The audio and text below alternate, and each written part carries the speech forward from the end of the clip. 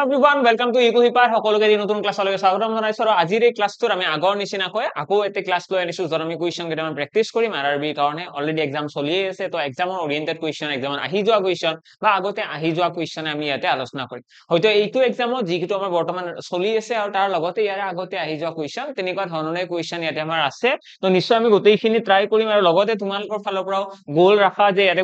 প্ৰতিটো কুৱেশ্যনে আমি কৰিব পাৰিব লাগিব ঠিক আছে তো প্ৰথম কুৱেশ্যনটো আছে ইয়াতে আমাৰ কিহৰ হয় এটো এলজেব্ৰা তো এলজেব্ৰা কুৱেশ্যনত আমাৰ এটো খুব সিম্পল কাইন্ড অফ কুৱেশ্যন হয় যত আমাক a + 1/a বা x + 1/x দিয়া থাকে আৰু তাৰ পৰা আমাক a কিউব হওক বা a স্কয়াৰ হওক তো তেনেকুৱা বস্তু কিবা উলিয়াব দিয়ে তো এইটো কুৱেশ্যন সলভ কৰাৰ কাৰণে কি কৰিব লাগিব যদি আমি ফৰ্মুলা মনত ৰাখিছো তেতিয়ালে খুব ইজি আমি কি কৰিম এটা p কিউব - 3p এইটো ফৰ্মুলা ইউজ কৰিব পাৰিম অৰ্থাৎ p কিউব মানে কি হ'ব 1 ৰ কিউব 1 কিউব মাইনাস কি হ'ব 3 * 1 আৰু এইখিনি সলভ কৰিলে তোমালোকে দেখিবা 1 - 3 অৰ্থাৎ -2 আমাৰ ফাইনাল আনসাৰ আহি যাব তো এইখিনি সলভ কৰিলে কিমান আহিব -2 এটা এইখিনি যদি তোমালোকে নাজানা যে এইটো ফৰ্মুলা নাজানো তেতিয়ালে কি কৰিব লাগিব এইটো তোমালোকে কিউব কৰিব লাগিব ঠিক তেনেদৰে ইফালেও কিউব এইখিনি কিউব কৰিলে কি হ'ব কিউবৰ ফৰ্মুলা কি আছিল a cube + b cube + 3ab আছিল এনেকুৱা 3ab আৰু ইয়াতে আমাৰ ab মানে কোনি a মানে হৈছে এইটো b মানে হৈছে এইটো এনেকুৱা ঠিক আছে a + b হোল কিউব বনাইছো ন এইটো আমি যদি এইটো x y হোল কিউব বুলি ভাবি লও x + y হোল কিউব তাহলে y মানে কোন y মানে হৈছে 1/a তো সেইকাৰণে 1/a টো আহিব 3ab আৰু লগতে a + b অৰ্থাৎ a + 1/a a ইকুৱেল কিমান হ'ব 1 কিউব মানে 1 এতিয়া এইখিনি আকৌ সলভ কৰিলে দেখিবা a কাট খাই গল ইয়াতে আমাৰ আহিব a cube + 1/a cube plus ইয়াতে a + 1/a এর ভ্যালু কিমান অলরেডি আমাক দিয়া আছে 1 তো ইয়াতে কম 3 ইকুৱেল 1 তাৰ পৰা আৰু এটা লাইন সলভ কৰিলে তোমালোকে দেখিবা a cube + 1/a cube is equal হ'ব 1 - 3 অৰ্থাৎ কি আহি গল -2 আমাৰ ফাইনালি आंसर আহি গল তো দুইটা মেথডতে आंसर আহিব হয়তো এইটো মেথডত অকনমান লেংদি হ'ব কাৰণ এইটো তোমালোকে সলভ কৰি উলিয়াব লাগিব কিন্তু এইটো মেথড কি হয় এইটো হৈছে আমাৰ মুখস্থ ৰাখিলে এইটো ফৰ্মুলা মনত ৰাখিলে ডাইৰেক্টলি আমাৰ आंसरটো ওলাই নেক্সট আইছো নেক্সট কোৱেশ্চনৰ ফালে নেক্সট কোৱেশ্চন কি আছে চোৱা এইটো কোৱেশ্চনত কি কৈছে আমাৰ আমি যিকেইটা ইয়াতে প্ৰেক্টিস ক্লাস কৰি আছো ইয়াতে অকল এনেকুৱা নহয় যে আমি কিবা অকল কুৱেশ্চন কেইটাৰ অকল মেথছৰ কুৱেশ্চন কৰি আছো আমি মেথছ এণ্ড ৰিজনিং অকল মিক্স আপ কুৱেশ্চন কৰি আছো যিকেইটা টপিকৰ সকলোতকৈ বেছিকৈ কুৱেশ্চন আহে যেনেকৈ সিৰিজৰ কুৱেশ্চন আমাৰ এক্সামৰ এটা নহয় এটা দেখা পোৱা যায় হয়নে সিৰিজৰ কুৱেশ্চন আমি এটা নহয় এটা দেখা পাওই তো এইটো কুৱেশ্চনৰ আনসাৰ কি আহিব ইয়াতে প্ৰথমটো আছে 9 তাৰ পিছত কি আছে 18 তাৰ পিছত 15 তো কুৱেশ্চন মাৰ্কৰ জায়গাত কি আহিব এটা আমি দেখিম ইয়াতে যদি ভালদৰে মন কৰো 9 ৰ লগত কি পূৰণ কৰিলে 18 হ'ব দুই এটা পূৰণ কৰিলে 18 হয় 18 ৰ লগত কি কৰিলে 15 হ'ব তো এটা দেখি আছো -3 তাৰ পিছত কি হ'ব এতিয়া চোৱা প্ৰথমবাৰ পূৰণ হৈছে তাৰ পিছত বিয়োগ হৈছে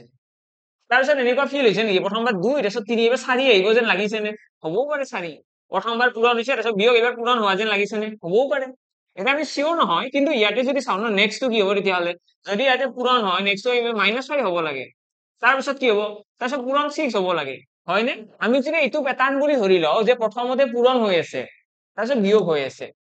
আৰু লগতে প্ৰথমতে 2 আছিল আৰু 3 আছে তো এবাৰটো 4 আহিব পাৰে 2 এৰ পাছত 3 আহিছে এবাৰ 4 5 6 আৰু এইখিনি আমি এটা হয় নে নাই প্যাটাৰ্নটো আমাৰ হৈছে নে নাই তাৰ কাৰণে আমি কি কৰিম আমি লাষ্টৰটো মিলাই চাব লাগিব অৰ্থাৎ 55 ৰ লগত যদি 6 এটা পূৰণ কৰো 55 * 6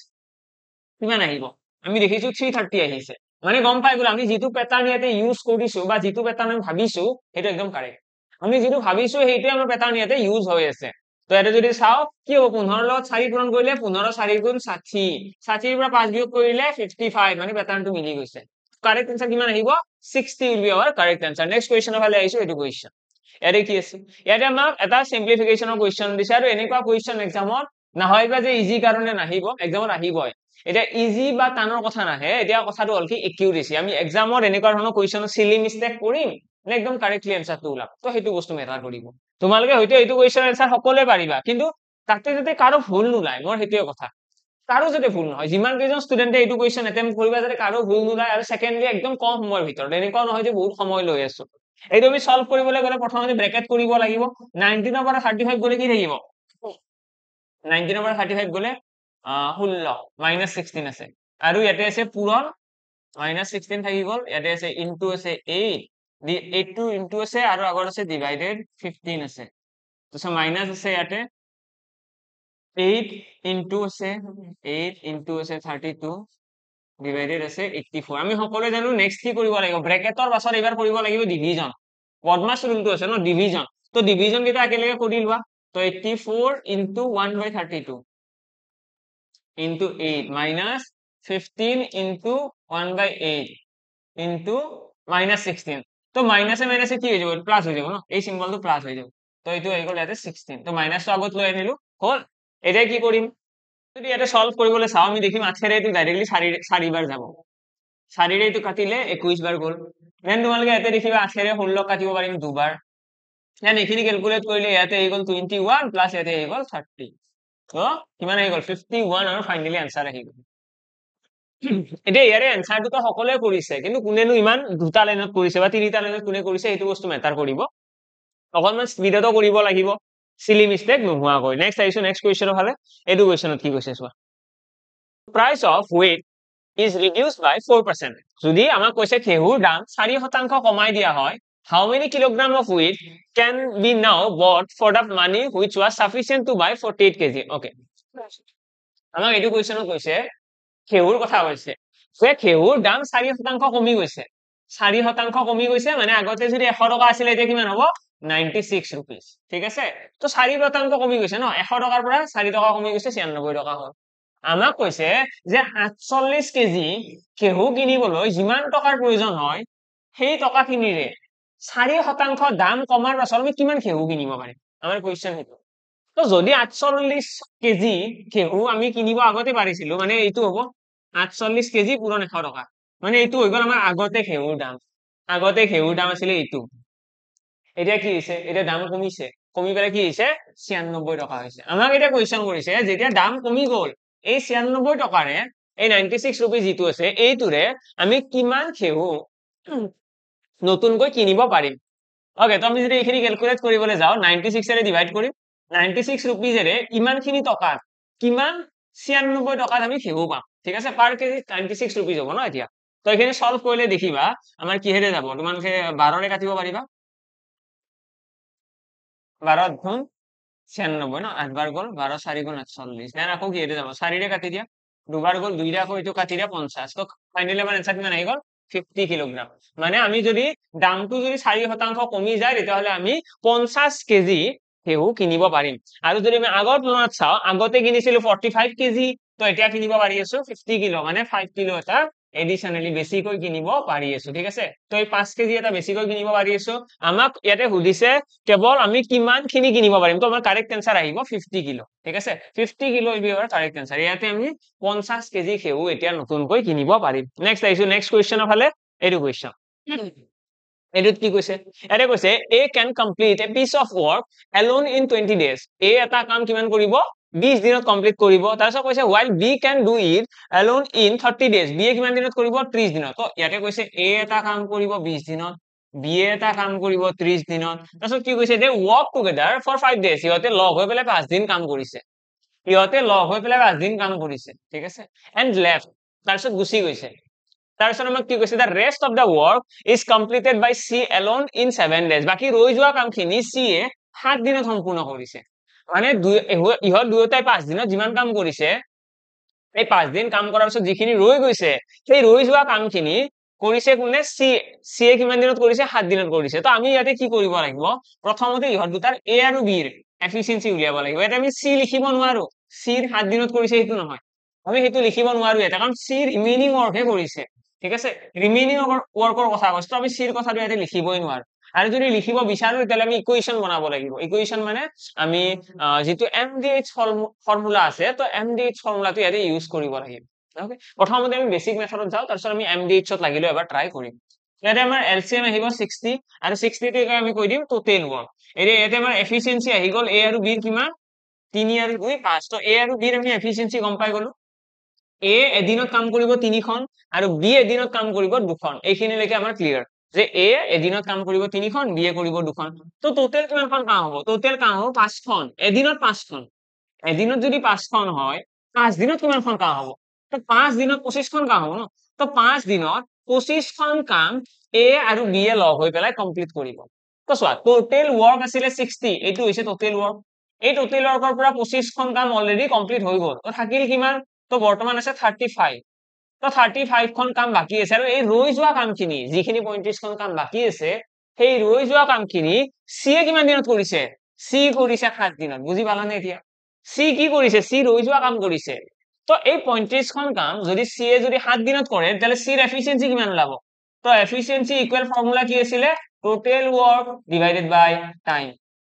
টোটেল ওয়াৰ্ক আছে 35 35 খন কাম ৰৈ আছে ন আৰু হেতু আমি হৰণ কৰিম কিহেৰে 7 ৰে কাৰণ 7 দিনৰ কামটো সম্পূৰ্ণ হৈছে আৰু হৰণ কৰি পেলাই দেখিম 5 হৈছে আমাৰ এফিচিয়েন্সি তো এফিচিয়েন্সি কিমান আহি গল সি 5 তো আমি এটা চোৱা আমি এ ৰ এফিচিয়েন্সি গম পাও বি ৰ এফিচিয়েন্সি গম পাও আমি সি ৰ এফিচিয়েন্সি গম পাও ঠিক আছে সি ৰ এফিচিয়েন্সি আমি গম পাও আৰু ইয়াতে যদি আমি গোটেইখিনি চাও আমাক কোৱেশ্চনৰ এতিয়া আমাক যিয়ে নুহুৰক কিয় আমি যিহেতুকে টোটেল ওয়ার্ক গম পাও আমি এফিচিয়েন্সি গম পাও তো আমি নিখনদেহে গোটেইকেইটা কোৱেশ্চনৰ এনসাৰ উলিয়াব পাৰিম ইয়াতে কৈছে in what ratio should the payment be divided among them তো আমাক কৈছে পেমেন্টটো কেনেকৈ ভগাব লাগিব তো চোৱা পইচা কেনেকৈ ভগাব পইচা সদায় সিহঁতে যিমানখন কাম কৰিছে যেতিয়া পইচা ভগোৱাৰ কথা আহে ন পইচা সদায় টাইম এণ্ড ওয়াৰ্কত যোনে যিমান কাম কৰিছে সেইটো হিচাপতহে ভগায় তো যদি সেইটো কনসেপ্ট হয় তেতিয়াহ'লে আমি ইয়াতে কি লিখিম আমি ইয়াতে লিখিম যে এ নামৰ মানুহজনে 5 দিন কাম কৰিছে কিমানখনকৈ 5 এদিনত 3খনকৈ তো 5 পূৰণ 3 বুজি পালা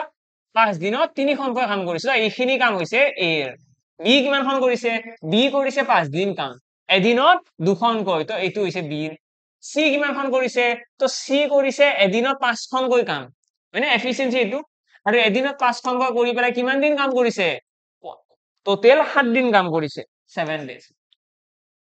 তো 5 into 7 এটা ইয়াতে তোমালোকে দেখিবা 5 5 আৰু 5 কাট খাই গল মানে 3:2:7 আমাৰ ফাইনালি आंसर আহি গল মানে যিখিনি টকা আছে এই টকাখিনি কি অনুপাতত ভগাব 3:2:7 এই ৰেশিওটোৰ ভগাই দিব আশা কৰো ক্লিয়াৰ সকলোৰে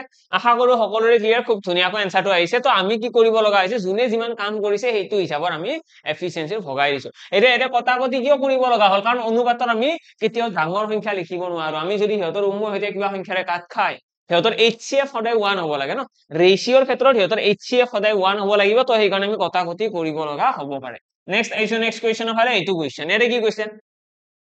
এৰে আমাক কৈছে P is the brother of Q P হৈছে ব্ৰাদাৰ কাৰ ব্ৰাদাৰ Qৰ ভাইটি মানে মই এটা যদি ড্ৰয়িং বনাও এনেকুৱা হ'ব এইটো হৈছে Q আৰু Qৰ ভাইটি গুণ P Qৰ ভাইটি হৈছে P Q is the sister of R Q হৈছে sister car sister P is the brother of Q P হৈছে ভাইটি কাৰ Qৰ তাৰপিছত Q is the sister of R Q হৈছে sister কাৰ sister R ৰ ভন্টি তো R ৰ ভন্টি হলে R আহিব সাইডত তাৰপিছত কি কৈছে R is the son of S R হৈছে লৰা কাৰ লৰা S ৰ লৰা তাৰপিছত কি কৈছে T is the sister of S T হৈছে S ৰ sister তো S ৰ sister হৈছে T ওকে S ৰ sister T এটা আকৌ এবাৰ কোৱেশ্চনটো চাই লোৱা ইয়াৰে গোটেইকেইটা স্টেটমেন্ট মোৰ এটা ড্ৰয়িং বনোৱা হৈছে নে নাই প্ৰথমতে কৈছে P is the brother of Q তো P হৈছে ভায়েক কাৰ Qৰ ভায়েক তো লৰা হৈ গল Q is the sister of R Q হৈছে sister মানে ভন্টি হৈ গল ছোৱালী কাৰ R ৰ sister তাৰপিছত R is the son of S R ক লৰা বুলি কৈছে R হৈছে পুতেক কাৰ S ৰ পুতেক তাৰপিছত কি কৈছে R is the son of S তাৰপিছত কৈছে T is the sister of S T হৈছে ভন্টি কাৰ ভন্টি S ৰ ভন্টি এটা মই কোৱেশ্চন কৰিছে how is T related to Q তো T এ Q ৰ লগত কেনেকৈ জড়িত হৈ আছে তো এজ এ আন্টি জড়িত হৈ থাকে ন আন্ট বুলি যে কওঁ আমি আন্ট বা খুৰী বুলি কওঁ মানে খুৰীটো নহয় বাৰু এইটো মানে আমি কনফিউজ হম একচুয়ালি কিয় কনফিউজ হম আমি এটাৰ পেহী বুলি মাতিম নহলে মাহী বুলি মাতিম এটা পেহী বা মাহীত কিয় কনফিউজ হম আমি জেঠী বুলিও মাতিব পাৰো আমি কি বুলি মাতিব পাৰো জেঠী বুলি মাতিব পাৰো আৰু পেহী বুলি মাতিব পাৰো মাহী বুলি মাতিব পাৰো এটা তুমি যদি চোৱা ন এইটো R Q আৰু P ইহঁত তিনিওটা কি হয় R Q আৰু P ইহঁত হৈছে ব্ৰাদাৰ সিস্টাৰ R Q P ইহঁত তিনিওটা হৈছে ব্ৰাদাৰ সিস্টাৰ আৰু ইহঁতৰ এইটো কোন S আইদাৰ মাক বা বাপেক এইটো S টো মাদাৰো হ'ব পাৰে ফাদাৰো হ'ব পাৰে এতিয়া যদি S টো কোন ফাদাৰ বুলি ধৰি লও তেতিয়াহলে T কোন হ'ব ফাদাৰ হলে পেহী হৈ যাব যদি S টোক যদি আমি মাদাৰ বুলি ধৰি লও মাক তেতিয়াহলে T কোন হৈ যাব T আইদাৰ মাহী নহলে জেঠী হৈ যাব মাহী বা জেঠী এতিয়া আমাক এইটোৰ এনসাৰটো আমি অসমীয়াত দিব গলে আমাৰ এইটো কনফিউজিং হ'ব আমি এইটো এনসাৰ দিব নোৱাৰিব পাৰো আমাৰ এইটো মাহী হয় নে পেহী হয় আমি ক'ব নোৱাৰিম কিন্তু মাহী বা পেহী বুলি অপচনত যদি থাকে আইদাৰ মাহী অৰ পেহী তেতিয়াহলে আমি সেইটো কাৰেক্ট বুলি ক'ম আৰু ইংলিছত আমি আন্ট বুলি ক'ম ঠিক আছে আন্ট তো টি এজ এ আন্ট হিচাপে জড়িত হৈছে কাৰ লগত কিউৰ লগত ওকে নেক্সট কুৱেশ্চনৰ ফালে এইটো কুৱেশ্চন এডুকেশন কি কৈছে what is the least value of x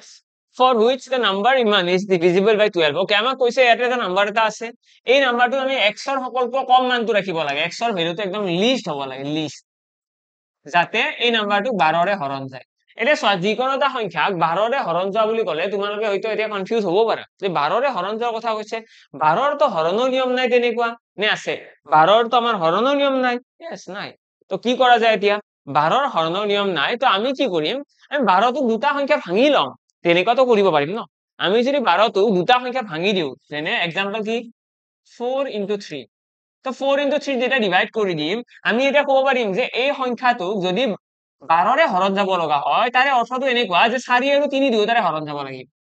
যদি 12 ৰে হৰণ যাব লগা হয় তাৰ মিনিংটো কি যে 4 আৰু 3 4 আৰু 3 দুয়োটাৰে হৰণ যাব লাগিব ঠিক আছে 4 ৰেও হৰণ যাব লাগিব और 3 ৰেও হৰণ যাব লাগিব আশা কৰো ক্লিয়াৰ 4 और 3 দুয়োটাৰে হৰণ যাব और নহয় ৰে n और দিলে ভুল হৈ যাব 4 আৰু 3 দুয়োটাৰে হৰণ যাব লাগিব এটা প্ৰথম কথা 4 ৰে হৰণ যাব নে নাই তো তো 4 ৰে হৰণ যাব নে নাই চেক কৰাৰ কাৰণে আমি কি কৰো শেষৰ অংক দুটা চেক কৰো যে শেষৰ অংক দুটা 4 ৰে হৰণ যাব নে এটা দেখিছো 4 ৰে শেষৰ অংক দুটা হৰণ গৈ আছে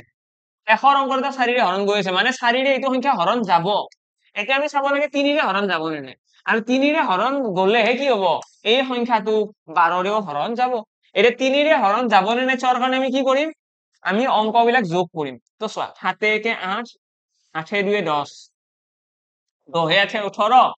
18 হাতে কি হ'ব তোমাৰ 18 কে 19 20 আহি গল 25 আহি গল 25 তো আমি গোটেইখিনি যোগ কৰি পেলাই দেখিলো ইয়াৰে গোটেইকেইটা অংকৰ যোগফল কিমান আছে 25 প্লাস x x x ৰ ভ্যালুটো আমি গম নাপাওঁ যোগ কৰা নাই এটা ইয়াৰে যিটো যোগফল আহিব এই যোগফলটো কিহেৰে হৰণ যাব লাগিব 3 ৰে হৰণ যাব লাগিব আমাক লগতে এইটোও কৈছে যে x ৰ ভ্যালুটো আমি এনেকুৱা নহয় যে নিজৰ হিচাপত কিবা এটা ডাঙৰ সংখ্যা বহাই দিম সেইটো নহয় আমি যিমান পাৰো সৰু সংখ্যা ৰাখিব লাগিব লিষ্ট বুলি কৈছে লিষ্ট পসিবল ভ্যালু তো লিষ্ট বুলি কৈছে মানে আমি x ৰ ভ্যালুটো সৰু ৰাখিব লাগিব এটা তোমালোকে ভাবি পেলাই কোৱা যে 25 ৰ লগত মই এনেকুৱা সকলোতকৈ সৰু সংখ্যা কি যোগ কৰিম যাতে এনসাৰটো আমাৰ 3 ৰে হৰণ যায় তো 25 ৰ লগত আমি যদি এটা 2 যোগ কৰি দিও এটা কি হ'ব 25 যোগ 2 27 আৰু 27 3 ৰে পাৰফেক্টলি হৰণ যায় 3 9 গুণ 27 তো সেই কাৰণে আমি কি কম x ৰ পসিবল ভ্যালুটো হৈ গৈছে 2 তো আমি সেই x ৰ জায়গাত যদি 2 ৰাখি দিও তেতিয়াহলে সেই সংখ্যাটো 3 ৰেও হৰণ যাব আৰু 4 ৰে তো অলৰেডি হৰণ যায় আছে মানে 12 ৰেও হৰণ গুচি যাব নেক্সট আইছো নেক্সট কোৱেশ্চনৰ ফালে এইটো কোৱেশ্চন এতে কি কৈছে খুব সিম্পল কোৱেশ্চন এটা দিছে এইবিলাক কোৱেশ্চন আমি এক্সামত আহিলে নিশ্চয় আমাৰ 5 সেকেন্ড বা 7 সেকেন্ডৰ আনসাৰ আহিব লাগে The simple interest obtained by a person on a principal of rupees 6,000 in 5 years is 200% of the principal. What is the annual rate of interest? So, আমাক ইয়াতে কৈছে যে এজন মানুহে সৰল সুতত টকা ধাৰত দিছে আৰু দিয়াৰ কাৰণে 5 বছৰত কিমান টকা সুত পাইছে তো 5 বছৰৰ সুত পাইছে 200% এটা এই 200% of the principal মানে মূলধনৰ ইমান শতাংশ সুত ঠিক আছে এটা সুত বোলা বস্তুটো তোমালোকে জানিব লাগিব সৰল সুতৰ ক্ৰাইটেৰিয়া কি সৰল সুতৰ সকলকৈ ডাঙৰ ক্ৰাইটেৰিয়াটো হৈছে সৰল সুত এভৰি ইয়াৰ সেম থাকে এভৰি ইয়াৰ সৰল সুত কেতিয়াও চেঞ্জ নহয় যদি সৰল সুত চেঞ্জেই নহয় তেতিয়াহলে 5 বছৰত যদি 200% আহিছে মানে এক বছৰত কিমান আহিব এভৰি ইয়াৰ সেম হ'ব ন তো 5 ৰে হৰণ কৰি দিয়াচোন তো আমি দেখিলো 40% মানে কথাটো এনেকুৱা যদি প্ৰথম বছৰত 40% আহিছে দ্বিতীয় বছৰতো 40% 80% হল তৃতীয় বছৰতো 40% মানে 120% হল চতুৰ্থ বছৰতো 40% মানে 160% হল আৰু 5 নম্বৰ বছৰতো 40% মানে 200% হৈ গল তো মানে 40% কৈ এভৰি ইয়াৰ আহিলে এভৰি ইয়াৰ যদি 40% কৈ আহে তেতিয়া হলে কি হ'ব 5 বছৰত 200% হ'ব তো এই যে প্ৰতি বছৰে যে সুত আহে এক বছৰত কিমান সুত আহে সেইটোকে আমি কি বুলি কওঁ সেইটোকে আমি কওঁ ৰেট অফ ইন্টাৰেষ্ট ঠিক আছে এনুৱেল ৰেট অফ ইন্টাৰেষ্ট এই যোনটো এক বছৰত সুত আহে সেই এক বছৰত অহা সুতটোক আমি কি বুলি কওঁ সুতৰ হাৰ বুলি কওঁ বা বছৰি সুতৰ হাৰ বুলি কয় এটা কৈছে ন what is the annual rate of interest annual মানে কি বছৰেকীয়া এনুৱেল মানে কি বছৰেকীয়া সুতৰ হাৰ আমাক উলিয়াব দিছে তাৰ কাৰণে আমি কি কৰিছো 40% আমি কৰিছো ওকে ডান ওকে এইখিনিলৈকে হ'ল এতিয়া নেক্সট কোৱেশ্চনৰ ফালে আহিছো এইটো কোৱেশ্চন এটা কি কৈছে at an election there are two candidates in the contest দুটা ক্যান্ডিডেট আছে এটা ইলেকশনত লগতে কি কৈছে এটা candidate who gets 62% of the votes is declared elected by a margin of 144 votes okay তো আমাক এটা কৈছে এটা ইলেকশন এটা হৈছে a আৰু b দুজন কন্টেস্টেন্টস আছে এজনে পাইছে 62% ভোট তাহলে আনজনে কিমান পাব 62% ভোট পাইছে মানে আনজনে কিমান পাব 38%। আমাক কৈছে যিজনে জয়ী হৈছে, জিকিছে যোনজনে, সেই জিকা মানুহজনে 144টা ভোটত জিকিছে, ঠিক আছে, মাৰ্জিন হৈছে 144। আমাক কৈছে find the total number of votes pooled, কিমানটা ভোট পোল হৈছিলে। assume that none of the votes polled were invalid, মানে কোনো এটা ভোট ইনভেলিড হোৱা নাই, ভুল এটা ভোটো হোৱা নাই। তো ইয়াতে যদি চাও জয়ী হোৱাজনে কিমান বেছি পালেনো, জয়ী হোৱাজনে কিমান বেছি পাইছে, ইয়াতে ডিফাৰেন্সটো চাই লোৱাচোন। ইয়াতে আহি গ'ল 4, দেন থাকি গ'ল 2, তো 24%, মানে যোনজন কেণ্ডিডেট জয়ী হৈছে 62% পাইছে, সেইজনে 24% ভোট বেছিকৈ পাইছে, ঠিক আছে। যিজনে জয়ী হৈছে সেই মানুহজনে কি হৈছে, সেই মানুহজনে 24% ভোট বেছিকৈ পাইছে। আৰু এজ পাৰ দ্য কুৱেশ্যন, এই কুৱেশ্যনৰ মতে কি জয়ী হোৱা কেণ্ডিডেট জনে এই 24% ভোটত যে জয়ী হৈছে সেই ভোটখিনি 144ৰ সমান।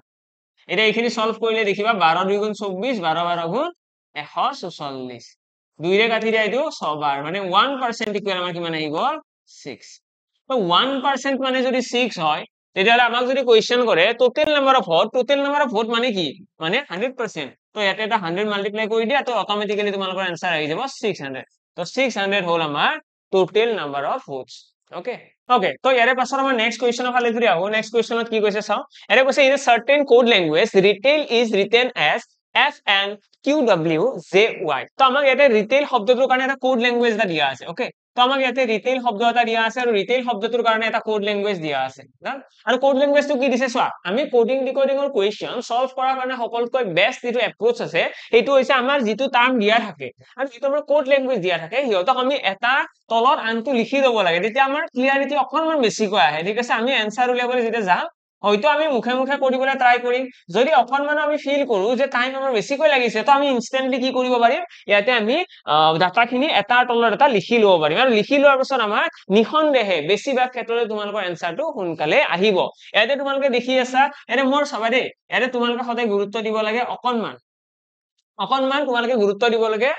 ডাইৰেক্টিভ ৱেট, মানে তোমালোকে চাব লাগে কাৰোবাৰ ডিফাৰেন্স একদম কম আছে জানো, যেনে কি ইয়াতে মই দেখিছো আইৰ পাছত জে আছে ন, আইৰ তলতে জেটো আছে, মানে মই ইয়াতে ভাবি আছো আই আৰু জে +1 হৈ আছে, কিন্তু মই এলৰ পাছত ৱাই দেখা নাই, এল আৰু ৱাইৰ মই কানেকশ্যনটো তেনেকুৱা একো দেখা নাই, হয়নে, এল আৰু ৱাইৰ তেনেকুৱা কানেকশ্যন একো দেখা নাই। নেক্সট আমি যদি চাও ই আৰু এনৰ মাজত বহুত গ্যাপ আছে, ই আৰু এনৰ মাজত আমি দেখি আছো বহুত গ্যাপ আছে। আৰ আৰু কিউৰ মাজত কি হ'ব, কিউ আৰ, তো আৰ কিউৰ পাছত আৰ আহিব, মানে ইয়াতে -1 এটা হৈ আছে, কিউ আৰ। তো এনেকে তোমালোকে চালে অকনমান বেছি ইজি হয়। ইৰ পাছত যদি চোৱা ন, ইৰ পাছত এফ হৈ আছে, আৰু লগতে লগতে টিৰ পাছত কি হ'ব, টি ইউ হ'ব জানো, কিবা আছে T U V W, T U V W, ইয়াতে আমাৰ টি আৰু ডব্লিউৰ মাজত আমি কিবা এটা কানেকশ্যন দেখি আছো, কিন্তু ইয়াতে যদি চোৱা ন অকনমান বেছি পাজেল হৈ আছে, বস্তুখিনি বেছিয়ে পাজেল হৈ আছে। কিন্তু আৰু ভালদৰে গুৰুত্ব দিলে আমি দেখিছো ইয়াতে কানেকশ্যন সিমান ভাল কানেকশ্যন আমি পোৱা নাই।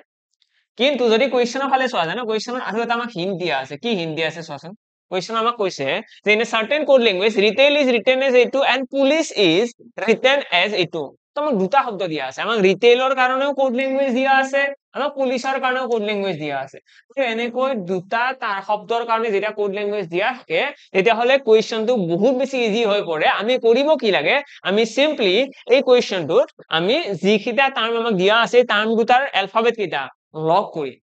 টাৰ্ম কেইটাৰ এলফাবেট কেইটা লগ কৰি আমি চাব লাগে যিটো আমাক উলিয়াব দিছে হাৰ্বৰ, সেই হাৰ্বৰ শব্দটোৰ গোটেইকেইটা এলফাবেট ইয়াতে আছে নে নাই। আৰু লগতে ডাবল চেকৰ কাৰণে আমি ৰিটেইল শব্দটোত যিকেইটা টাৰ্ম আছে আৰু পুলিচ শব্দটোত যিকেইটা টাৰ্ম কমন আছে, সেই কমন টাৰ্ম কেইটাৰ কোড ল্যাঙ্গুয়েজ কেইটা চাব লাগে। যেনে কি তোমালোকে দেখি আছা এল শব্দটোৰ কাৰণে ইয়াতে ৱাই লিখা আছে ন, এলৰ কাৰণে ৱাই, তো তোমালোকে পুলিচ শব্দটোৰ এলৰ কাৰণে কি আছে চোৱাচোন, 3 নম্বৰ, এইটো 3 নম্বৰটো চোৱা,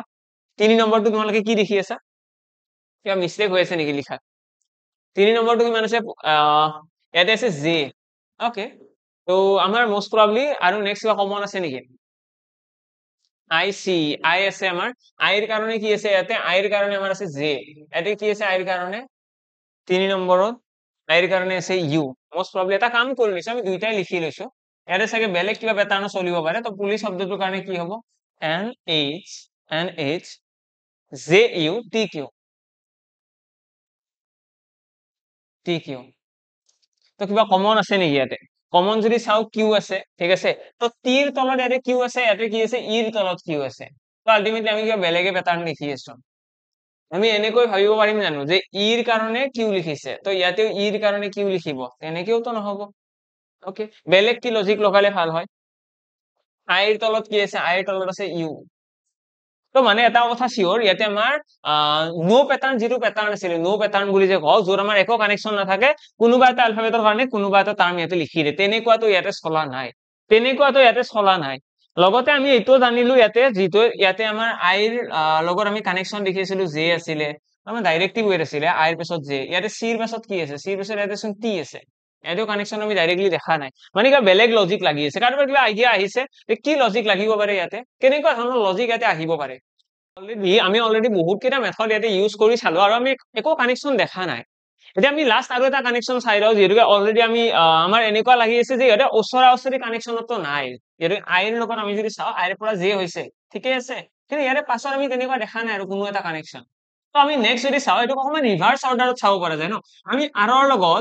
লগত আমি কানেকশ্যন চাই লওঁ পিছৰ এলফাবেট কেইটা আৰৰ লগত ডব্লিউৰ কানেকশ্যন চোৱা আৰৰ পৰা ডব্লিউ বনাবলৈ হলে কি কৰিব লাগিব R S T U V W মানে +5 ইয়াতে যদি 5 এটা যোগ কৰা হয় +5 তেতিয়াহলে আৰৰ পৰা ডব্লিউ আহিব মানে ইৰ লগত +5 কৰিলে কি আহিব এবাৰ চাই লোৱাচোন ই জি এইচ আই জে মানে গম পাই গলো আমি এইটো কি হয় +5 হয় মানে টিৰ লগতো কি হয় +5 কৰিলে y আহিব ঠিক তেনেদৰে a ৰ লগত তোমালোকে +5 কৰাচোন a b c d e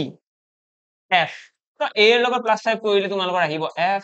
i ৰ লগত কৰিলে আহিব n আৰু l ৰ লগত কৰিলে আহিব q i j k l m n তো আলটিমেটলি আমি গোটেই কেইটাৰ গম পাই গলো যে গোটেই কেইটাৰ লগত +5 হৈ আছে গোটেই কেইটাৰ লগত +5 হৈ আছে ঠিক আছে তো আমি এইটো ৰিভাৰ্ছ অৰ্ডাৰটো এবাৰ চেক কৰিব লাগিব এক্সামত হয়তো এইটো কথা একচেপ্টেবল যে এক্সামত যেতিয়া 2 বা 3তকে বেছি এলফাবেটৰ গ্যাপ দিয়ে যেনেকৈ ইয়াতে 5 এলফাবেটৰ গ্যাপ আছে তেতিয়াহলে অকনমান দিগদাৰ হয় এনসাৰ উলিয়াবলে কিন্তু যেতিয়া তোমালোকৰ একো আইডিয়া নাহিব ন তো তোমালোকে অকনমান দূৰলৈকে চাবা অকনমান বেছি এলফাবেটৰ গ্যাপটো চাই ল'বা বেছি এলফাবেটৰ গ্যাপটো তোমালোকৰ একদম লাষ্ট মানে অপচন বেলেগ একো নিমিলিলে তোমালোকে লাষ্টত সেইটোৱে চেক কৰিবা যে বেছি এলফাবেটৰ গ্যাপ আছে জানো কিবা হিচাপতকৈ বেছি এলফাবেটৰ গ্যাপ সেইবুলি এইটোও কথা মনত ৰাখিবা যে 10-12 এলফাবেটৰ গ্যাপ নাথাকে হাইয়েষ্ট গ্যাপ থাকিব 5 তাতকৈ বেছি নাথাকে 6 থকা মানে বহুত ডাঙৰ কথা ঠিক আছে নাথাকে ইমান তো 5 এলফাবেটৰ গ্যাপ থাকিব পাৰে এতিয়া সেই সেম প্যাটাৰ্ন আমি হাৰবাৰটো নোৱাৰিম নে নিশ্চয় পাৰিম প্ৰথম তিনিটা কি কৰিব লাগে আমি যদি চাওঁ এইচ এ কি হ'ব H A R B O R এইটো যদি আমি চাওঁ প্ৰথমতে এইচ টো আমি ইয়াতে লিখিব লাগিব এইখিনি জেগাত এইচ ৰ লগত +5 কৰি কিনে এ ৰ লগত +5 কৰিব লাগিব আৰ ৰ লগত +5 এটা আৰ ৰ লগত +5 কৰিলে ইয়াতে চোৱা ডব্লিউ আছে তো আমি কাউন্ট কৰি থাকিব নালাগে আমাৰ অলৰেডি কুৱেশ্যনত দিয়া আছে ন তাৰ পৰা আমি লিখি দিম ডব্লিউ আছে এৰ কাৰণে কি লিখা আছে +5 কৰিলে এফ আহিব তো এৰ কাৰণে ডাইৰেক্টলি এফ লিখি দিয়া এইচ ৰ কাৰণে কি আহিব এইচ ইয়াতে আছে জানো ইয়াতে নাই তো এইচ ৰ কাৰণে আমি কৰিব লাগিব এইচ আই জে কে এল এম তো এম আহিব এইচ ৰ কাৰণে ঠিক তেনেদৰে বিৰ কাৰণে কোন আহিব বিৰ কাৰণে কোন আহিব বিৰ কাৰণে তো আমি একদম প্ৰথমত লিখিব লাগিব জি আহিব ওৰ কাৰণে কিমান আহিব ওৰ কাৰণে ইয়াতে ও আছে জানো ইয়েস পুলিচত ও আছে এইটো চোৱা ওৰ কাৰণে টি আহিব ঠিক আছে ওৰ কাৰণে টি আহিব আৰৰ কাৰণে কিমান আহিব আৰৰ কাৰণে আমি ইয়াতে লিখি আছো আৰৰ কাৰণে আহিব ডব্লিউ তো এইটো আহি গল ডব্লিউ মানে G T W N F W আমাৰ কাৰেক্ট এনসাৰ আহি গল আশা কৰো ক্লিয়াৰ আশা কৰো সকলোৰে ক্লিয়াৰ তো এইটো হৈছে আমাৰ কোডিং ডিকোডিংৰ কুৱেশ্যনটোৰ প্যাটাৰ্ন নেক্সট কুৱেশ্যনৰ ফালে আহিছো এইটো কুৱেশ্যন ইয়াতে কি কৈছে ইয়াতে আমাক there are 7 members in a family এটা ফেমিলিৰ কথা কৈছে 7জন পৰিয়ালটোত মানুহ আছে লগতে কি কৈছে D is the mother of F D হৈছে মাক কাৰ মাক 7জন মানুহ আছে পৰিয়ালটোত ডি হৈছে মাক কাৰ মাক এফৰ মাক তাৰপিছত কি কৈছে ডি ইজ জিজ ফাদাৰ্স মাদাৰ ডি কোন হয় ডি হৈছে জিৰ দেউতাকৰ মাক তো আমি যদি কওঁ চোৱা এইটো হৈছে জি মানে জিৰ কোনোবা এটা দেউতাক আছে এইটো চোৱা এফ টো আমি গম নাপাওঁ ন এফ হয় নে নাই জিৰ দেউতাক আমি এইটো চিয়ৰ নহয় যে এফ টোৱে জিৰ দেউতাক জানো আমি চিয়ৰ নহয় তো আমি কি কৈছো জিৰ এটা দেউতাক আছে আৰু সেই জিৰ দেউতাকটো হৈছে ডিৰ পুতেক তো ডিৰ পুতেক মানে কি এফৰ ভায়েক হ'ব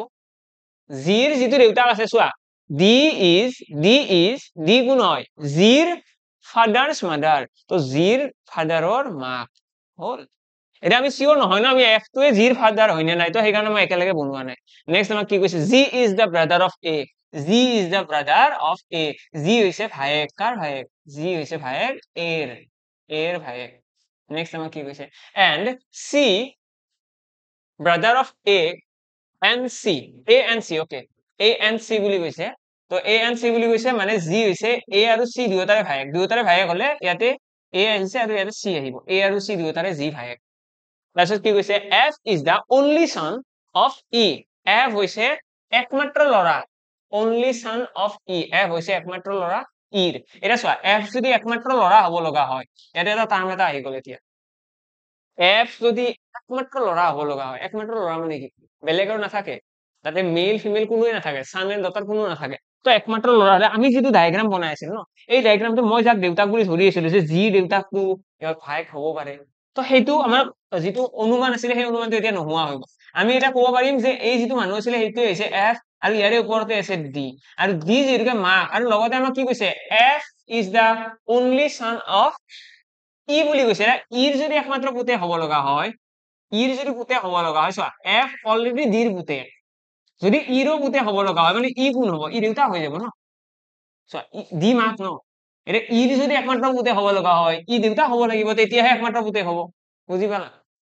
তো এইখিনিলৈকে আমাৰ হৈ গ'ল আমি এতিয়া পৰিয়ালটোৰ টোটেল 6টা মেম্বাৰৰ ড্ৰয়িং বনাইছো 6টা মেম্বাৰ আছে ফেমিলি মেম্বাৰ আমাক লাগে কিমানটা 7টা কিবা এটা তাৰ মানে এতিয়াও বাকী আছে সান অফ ই লগতে আমাক কি কৈছে how is E related to C E আৰু চি ৰিলেশ্যন কিমান ই আৰু চি ৰিলেশ্যন কিমান আমাৰ কোনোবা এজন মানুহ ৰৈ গ'লচোন ইয়াতে there are 7 members in a family d is the mother of f d হৈছে মাক f ৰ মায়েক তাৰপিছত কি কৈছে d is g's father's mother তো d হৈছে gৰ দেউতাকৰ মায়েক ওকে তাৰপিছত কি কৈছে g is the brother of a g হৈছে ভায়েক কাৰ a আৰু c a and c f is the only son of e f হৈছে একমাত্ৰ ল'ৰা ইৰ এইখিনিলৈকে ঠিকে আছে ওকে তো এইখিনি আমাৰ ডায়েগ্ৰাম আহিব লগতে আমাক সুধিছে how is E related to C তো ই যদি চাও ই কেনেকৈ চিৰ লগত জড়িত হৈ আছে তো চিৰ কাৰণে কোন দেউতাক আৰু দেউতাকৰ এইটো কোন দেউতাকৰ দেউতাক মানে এজ এ গ্ৰেণ্ডফাদাৰ কি হব পেটাৰ্নেল গ্ৰেণ্ডফাদাৰ বুলি ক'ব পাৰা পেটাৰ্নেল গ্ৰেণ্ডফাদাৰ বা তোমালোকে গ্ৰেণ্ডফাদাৰ বুলি ক'লে হ'ল তো এজ এ গ্ৰেণ্ডফাদাৰ কি হৈছে ই ৰিলেট হৈ আছে আমাৰ চিৰ লগত আশা কৰো ক্লিয়াৰ নেক্সট আহিছো নেক্সট কুৱেশ্যনৰ ফালে এইটো কুৱেশ্যন ওকে তো তাৰ আগতে মই জনাই দিওঁ যদিহে কোনোবা আমাৰ এডিআৰি গ্ৰেড 4ৰ কাৰণে এপিয়াৰ হৈ আছা যদি তোমালোকে ইন্টাৰভিউ দিবলৈ যাবলৈ সাজু হৈছা তেতিয়াহ'লে যদি ভাবিছা এবাৰ নিজকে টেষ্ট কৰিব লাগে এটা মক ইন্টাৰভিউ দিব লাগে তো নিশ্চয় তোমালোকে মক ইন্টাৰভিউ এটেণ্ড কৰিব পাৰিবা এই কুইমেথড অলৰেডি ফ্ৰী হয় কমপ্লিটলি ফ্ৰী জাষ্ট তোমালোকৰ কনফিডেন্সটো আহক তোমালোকে অকণমান আইডিয়া এটা পোৱা যে এক্সামত কেনেকুৱা ধৰণৰ কুৱেশ্যন আহে কেনেকে কি টেকল কৰিব লাগিব তো গোটেইখিনিৰ কাৰণে এটা মক ইন্টাৰভিউ এৰেঞ্জ কৰা হৈছে যেতিয়াই তোমালোকে ভাবা যে মই মক ইন্টাৰভিউ এটেম্প কৰিব বিচাৰো ইয়াতে কন্টেক্ট নাম্বাৰ তোমালোকে স্ক্ৰীনৰ ওপৰত দেখি আছা জাষ্ট কন্টেক্ট কৰিলে হ'ল তোমালোকে গোটেইখিনি ডিটেইলছ গম পাই যাবা ওকে কি আহিছো আমাৰ নেক্সট কুৱেশ্যনৰ ফালে এইটো কুৱেশ্যন ইয়াতে কি কৈছে এইটো কুৱেশ্যনত যদি চাওঁ ইয়াতে কৈছে a boat goes 10 kilometre upstream এখন নাও এখন ক'ত গৈছে 10 কিলোমিটাৰ গৈছে আপষ্ট্ৰীমত আপষ্ট্ৰীম মানে কি নদীৰ সোঁতৰ বিপৰীত দিশত এণ্ড ইন 15 মিনিটছ ওকে তো 50 মিনিটত 10 কিলোমিটাৰ গৈছে ওকে এখন নাও এখন আছে নাওখনে মই কৈ দিলো এইটো দিশত নদীটোৱে যাই আছে এইটো দিশত নদী গৈ আছে এইটো দিশত নদী গৈ আছে নদীটো এইটো দিশত গৈ আছে আৰু ইয়াৰে আপষ্ট্ৰীমত গৈ আছে মানে কি বিপৰীত দিশত আহিব আপষ্ট্ৰীমত গৈ আছে মানে এইটো দিশত আহিব নাওখন কিমান গৈছে 10 কিলোমিটাৰ কিমান মিনিটত 50 মিনিটত তো 50 মিনিটত 10 কিলোমিটাৰ তাৰপিছত and the speed of the stream is 3 kilometre per hour speed of the stream নদীৰ সোঁতৰ বেগ কিমান 3 কিলোমিটাৰ পাৰ আৱাৰ নদীৰ সোঁতৰ বেগ এইটো লগতে কি কৈছে find the speed of the boat in still water okay আমাক নাওখনৰ স্পীডটো উলিয়াব দিছে তো প্ৰথমতে আমি চাব লাগিব আপষ্ট্ৰীমত নাওখনৰ স্পীড কিমান আপষ্ট্ৰীমত তো আপষ্ট্ৰীমত আমাক অলৰেডি বহুতখিনি ডাটা দিয়া আছে আমাক দিয়া আছে কিমান ডিষ্টেন্স গৈছে 10 কিলোমিটাৰ আমাক দিয়া আছে সময় কিমান লাগিছে সময় লাগিছে 50 মিনিট যদি এইটো আমি ঘন্টাত কনভাৰ্ট কৰি দিও কি হ'ব 5/6 হৈ যাব ঠিক আছে তো 5/6 আৱাৰ লাগিছে তো ডিষ্টেন্স ডিভাইড বাই টাইম কৰি দিম ডিষ্টেন্স ডিভাইড বাই টাইম কৰিলে কি আহিব আমাৰ স্পীড আহিব স্পীড কিমান আহি গ'ল এতিয়া 5 ৰে কাটি দিলে দুবাৰ 6 টো ওপৰত গুচি গ'ল 12 মানে 12 কিলোমিটাৰ পাৰ আৱাৰ হৈছে আমাৰ বোটখনৰ স্পীড নাওখনৰ স্পীড কিমান 12 কিলোমিটাৰ প্ৰতি ঘন্টা আৰু সেই কাৰণে 50 মিনিটত 10 কিলোমিটাৰ গৈ পাইছে এতিয়া এইটো যিটো স্পীড পালো এইটো হৈছে আপষ্ট্ৰীমত নাওখনৰ স্পীড নদীৰ সোঁতৰ বিপৰীত দিশত নাওখনৰ স্পীড এতিয়া নদীৰ সোঁতৰ বিপৰীত দিশত যদি এইটো স্পীড হয় আপষ্ট্ৰীমত আপষ্ট্ৰীম মানে কি আপষ্ট্ৰীম মানে হৈছে নাওখনৰ স্পীড বোটখনৰ স্পীড মাইনাছ ষ্ট্ৰীম স্পীড মানে নদীৰ সোঁতৰ যিটো স্পীড আছে তো মাইনাছ কৰিলেহে আপষ্ট্ৰীম ওলাই তো ইয়াতে যদি আমি চাওঁ নাওখনৰ স্পীড আমি নাজানো কিন্তু নদীটোৰ স্পীড আমি অলৰেডি গম পাওঁ 3 সমান কি হ'ব 12 আৰু ইয়াৰে পৰা বোটখনৰ স্পীড কিমান পাই যাম যোগ কৰিলে দেখিবা 15 তো 15 হৈ গ'ল নাওখনৰ আমাৰ স্পীড তো 15 কিলোমিটাৰ প্ৰতি ঘণ্টা আমাক এইটোৱে উলিয়াব দিছে ইয়াতে আমাক সেইটোৱে উলিয়াব দিছে যে নাওখনৰ স্পীড কিমান 15 কিলোমিটাৰ পাৰ আৱাৰ হৈ গ'ল আমাৰ নাওখনৰ স্পীড ওকে বাৰু তো আজিৰ ক্লাছটো আমাৰ ইয়াতে সামৰণি মাৰিলো আমাৰ কুৱেশ্যন বহুত কেইটা কুৱেশ্যন আমি আলোচনা কৰিলো লগতে ইয়াতে তোমালোকৰ কাৰণে হোমৱৰ্ক এটাও আছে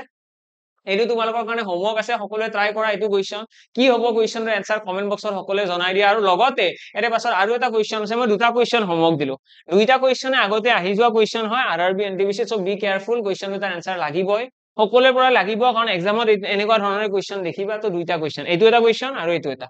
দুইটা কুৱেশ্যন তোমালোকে স্ক্ৰীনশ্বট লৈ লোৱা ভিডিওটো পজ কৰিবা দেন পজ কৰি পেলাই ট্ৰাই কৰিব পাৰিবা ওকে বাকি লগ পাম সকলোকে নেক্সট ক্লাছত যদি কিবা ডাউটস থাকে নিশ্চয় জনাবা একদম চিন্তা কৰিব লগা নাই যদি পাৰ্সোনালি মোৰ লগত কথা পাতিব বিচৰা তেতিয়াহ'লে তোমালোকে টেলিগ্ৰামত মোক কন্টাক্ট কৰিব পাৰিবা মেথছ বাই নিৰ্মল ছাৰ বুলি সাৰ্চ কৰিলে হ'ল টেলিগ্ৰামত তোমালোকে মোৰ চেনেলটো পাই যাবা তাত তোমালোকে যিকোনো ধৰণৰ ডাউটস মোক জনালে হ'ল নিশ্চয় মই নেক্সট ক্লাছত সেই গোটেইখিনি ডাউটস ক্লিয়াৰ কৰাই দিম ওকে লগ পাম সকলোকে নেক্সট ক্লাছত থ্যাংক ইউ